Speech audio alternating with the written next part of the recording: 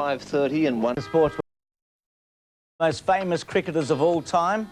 If you ask him, he might say he is the most famous of all time. He's back in Australia, but not terrorising the Aussies in this Ashes series. I'm talking about the one and only Ian Botham. Keith Stackpole, it's always great to have a chat to him, and it's terrific that he's back here. Maybe a good thing that he's not playing against us. It is. I think they'd be quite relieved that there's not an all-round of his quality out there, Bruce. Ian, welcome to the program, and welcome back to Australia. Lots of fond memories. Oh, many. Love the book. This is the reason you're out here at the moment. Ian Botham, my autobiography, which, by the way, apparently has gone to #1 with a bullet. Yeah, so they told me, yeah. Does that surprise you? No, it delights me. I didn't think of... Now, don't be self-effacing and shy in here today, Ian. I mean, I love the book. I mean, there's so many funny bits, the Ted Dexter bits. So any of those true? Oh, totally true. If they weren't, I think he might have sued me. No, I think it's all right for you guys. You can sit and laugh at it. I had to play for him. You know, that was a worry. Well, just looking back at the all-rounders. Now, there was a great bunch of all-rounders back in the 70s. You know, if you had to assess them, and can you tell us why you'd assess them 1, 2, 3 and 4? I don't think you could ever really put them into numbers because, I mean, every day's a different day. But you had Imran, Keppel, Richard Hadley. So, I mean, we were good for each other. And I think that's what made us all, if we read the paper, Imran got 6 wickets, bloody hell right, and get out there. And it was the same with Keppel, Dev, and I think we were good for each other, and it probably made us all play that little bit better. But they'll come along. I think we're just spoilt with 4 in that one period, but they'll come through. One name you didn't mention there, and probably England haven't produced a great number of all-rounders over the years, but who was the better all-rounder between Botham and Tony Greig? Well, modesty forbids me to say Tony Greig.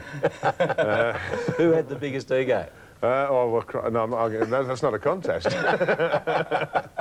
No, I mean, Greggy actually was, he was very good to me in my early days and had a lot of fun with him, but he used to get the team in more trouble by, you know, he'd say to the, oh, here come the West Indies, we'll make them grovel this year.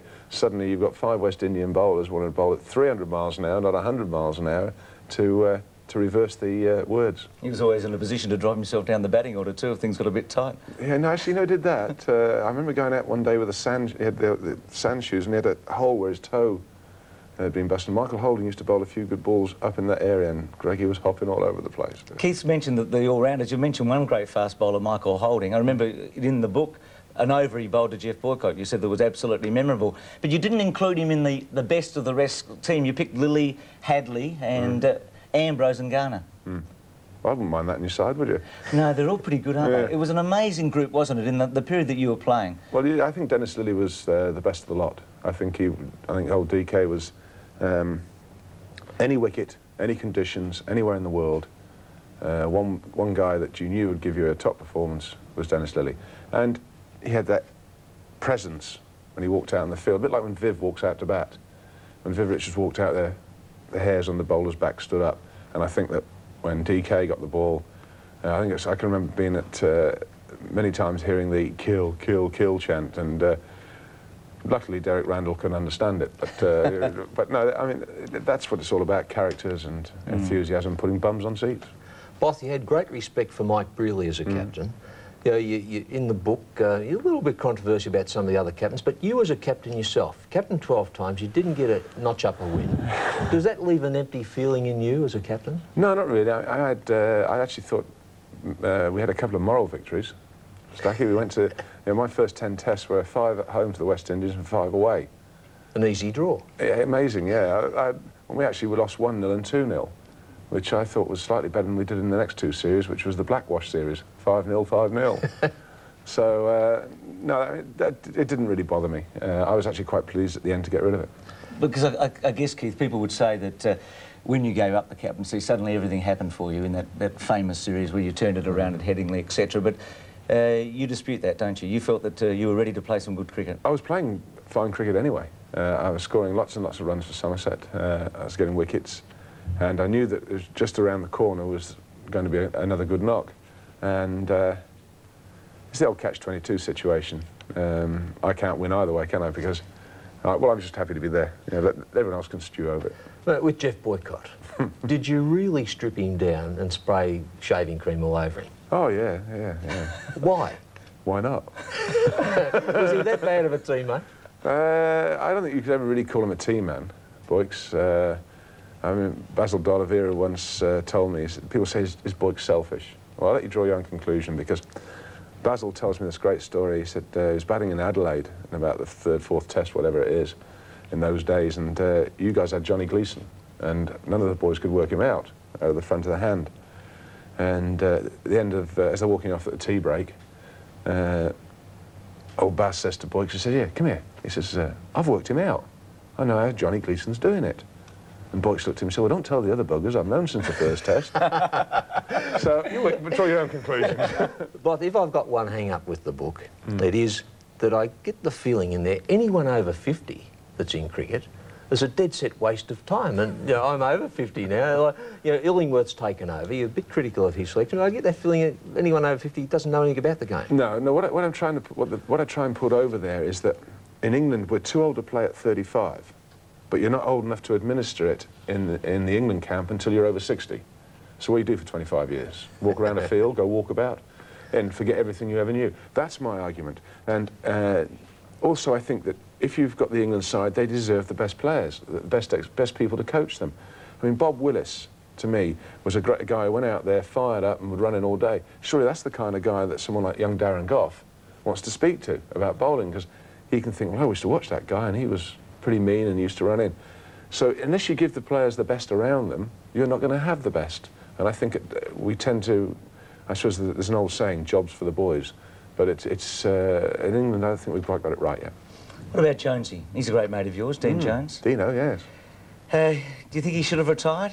I told him at the time, I thought he's retired too early. I think he's got a lot of cricket left in him. I think he retired probably in the heat of the moment. But I think it's, from the England point of view, I hope he doesn't come back to international cricket till probably about May time next year. But no, he's a very fine player. I'd like to see him back in. He's only, what, 33, 34? Yeah, he's 30. What about the whole concept of an Australian A team? I have my doubts about it. I think that, to me, I'm not quite sure if you're the West Indies or someone, and they'll turn around and say, well, hang on a minute, we've been dominating world cricket for the last 12 years, why haven't we got two sides in? And then where are you going to end up? And I think, you know, to play for your country, there's one side. And I think that one side's the side that everyone wants to play for, and you go out there and play it. I just think it cheapens it a little bit, or it can do. And I don't mean that you haven't got the players here to do it. I just think Australia is one side. It's not two sides, it's three sides. Both, you had a chapter on sledging there. Did you ever sledge? Yeah, but I like to think I did it to me there's sledging and banter and humour, and then there's just ugliness, which has crept in. And I don't think there's any need for some of the stuff that's crept in now. But the humour and the banter, I mean, played against D.K. Lilly and Rod Marsh and people like this. I mean, they'd give you a few serves, so to speak, but it wasn't a case of where's your wife tonight and, you know, and what's going, you know, that kind of stuff. It got pretty ugly. The thing always made me laugh, though, was playing against the Pakistanis. They used to get pulled in front of the committee and they'd say, but I don't speak English. What about Merv? Merv has whizzed one past your nostrils and he's stormed up the wicket and he's confronted you nose to nose. What would be your reaction to him? Oh, we usually spend a bit of time looking for it, a fine leg somewhere. But no, Merv was a great competitor. Actually, I should be surprised if Australia don't call him back into the series this summer. I think it might be a mistake if they don't. And also, I'd like to see Carl Reckerman left in Queensland. I think that's where he belongs as well. Playing for the banana pretty well. bends. Ball tampering, that was another controversial issue in Test cricket. Well, it's like everything. I think it reaches, the good thing about sledging and the good thing about ball tampering is I think the two of them have come to the boil. Everyone's aware of it now, and hopefully we can get rid of it. Ball tampering was getting to the farcical stage at one stage in the England-Pakistan series. And poor old Lammy stands there and said, hang on a minute, I've had enough of this. So he throws the ball to the umpires, the ball is confiscated, and Lammy's fined £5 grand for telling the truth and stopped from playing, which is ludicrous. You know, he deserves an apology. Do you think Atherton's going to be a very fine England captain? Where do you see his future? I don't see anyone else to do the job, and I think that Athers has the right approach. I think he looks after his players. It's not a case of, right, lads, we've got a day off, right, we'll have a 5-mile run and we go in the nets. But, you know, Skip, we've just played. No, that's what we're doing. Athers is not like that. He's going to give his team a little bit of time away from the game. He'll look after his strike bowlers. And I think that the series will be very tight. Gooch and Gadding being here with him, good or bad for Atherton? Good, I think. Good. Personally, I think it takes a lot of pressure off him in the dressing room. The other guys have got someone to talk to. Athers has got enough on his plate. Someone like Gooch has got a wealth of experience.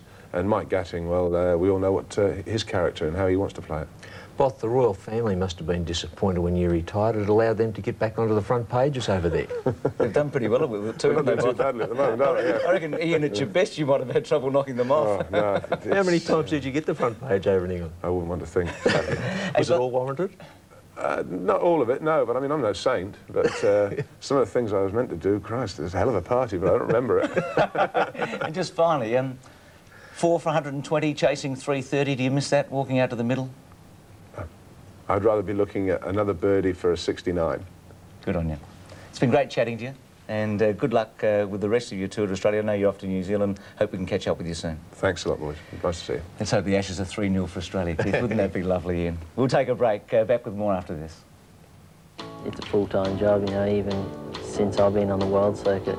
There's that much testing involved and things going on. It's a great life and you get time off, but it's becoming more of a full-time thing every